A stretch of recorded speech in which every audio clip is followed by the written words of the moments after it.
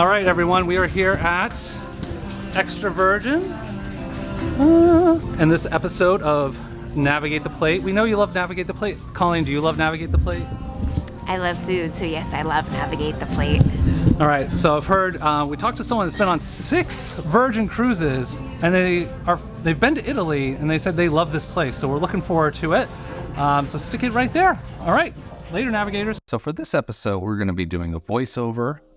As the seating here, you're tucked very closely to other people, and no one ever said, hey, I want to go on a cruise and sit next to a couple cruise vloggers while I'm trying to eat dinner.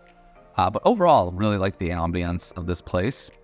Menu's pretty extensive. Again, pretty typical of what you would find in an Italian restaurant with some unique options. I love this. You can treat yourself. If you really feel like adding some truffles there, you can do that. Also, they have an extensive cocktail menu as well too, and a lovely selection of wines and some really reasonably priced wines, as you can see there. All right, so everyone starts off with this kind of plate of meat and cheeses. You've got some prosciutto on there, some salami, some gorgonzola, some parmigiano.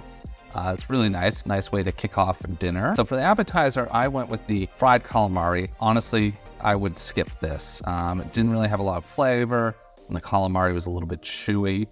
But on the other hand, Colleen, who we know is much smarter than me, went with the braised mini meatballs, and those were delicious, as you can see here. Colleen giving it a little taste. Yep, Colleen approved.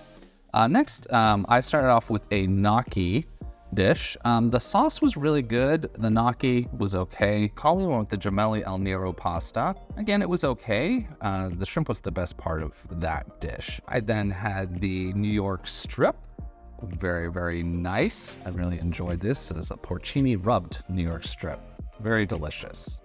And then Colleen went with the Seabass. Colleen loves Seabass, and she really enjoyed her main entree as well too. But what is a dinner without some dessert?